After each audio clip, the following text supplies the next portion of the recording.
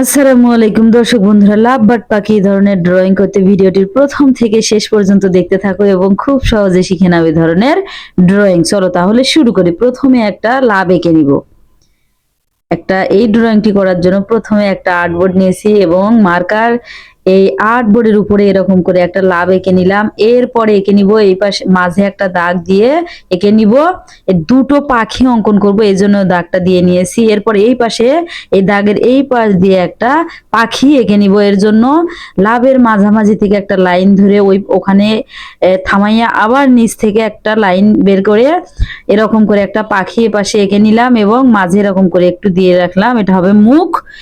অনুরূপভাবে লাভের এই পাশের অংশেও আর একটা পাখি এঁকে নিব, দেখুন এরকম করে, এবং মাঝে দিয়ে দিব মুখের, এরকম করে এঁকে নিব ঠোঁট, মুখ এবং ঠোঁট। এরপরে নিচ দিয়ে একটা গাছের ডালে পাখি বসে আছে, একটা গাছের ডাল এরকম করে লাইন টেনে, দুটো পরপর লাইন টেনে গাছের ডাল খুব সহজেই অঙ্কন করা যায়।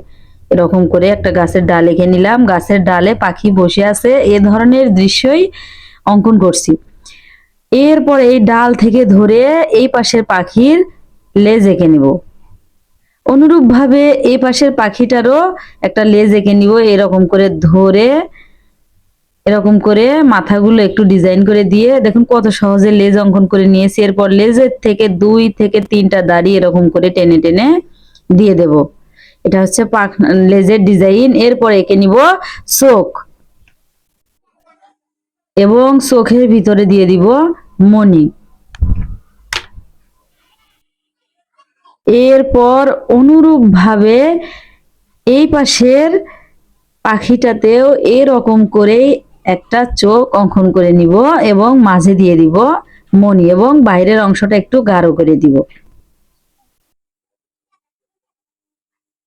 এর সাথে সাথেই চোখ অঙ্কন করা শেষ। এখন এঁকে নিব লাভের ভিতরে এরকম করে একটু ডিজাইন করে দিব, এরকম করে দাগ টেনে টেনে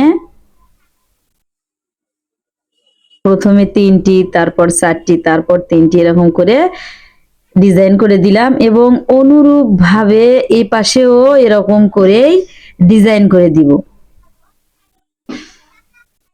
এরপর এঁকে নিব দাড়ি, এরকম করে কয়েকটা দাড়ি এঁকে দিব। এটি হচ্ছে ডিজাইন। এর সাথে সাথে আমাদের পাখি অঙ্কন করা শেষ। এখন এটি কালার করব। কালার করার পর কেমন লাগে চলো দেখে নিই। তার আগে এখানে মাঝে যেহেতু এই দুটো লাভ বার্ড পাখি, দুটো পাখি, সেজন্য একটা লাভ চিহ্ন এঁকে দিলাম বা হার্ট চিহ্ন। এরপর এখন কালার করব। কালার করার পর এরকম লাগছে দেখুন। জানি না দৃশ্যটি কেমন লেগেছে। ভালো লাগলে like, comment, share and subscribe করে পাশে থেকো এবং পাশে থাকা বেল আইকনটি অন করে দিও। ধন্যবাদ সবাইকে প্রথম থেকে শেষ পর্যন্ত দেখার জন্য।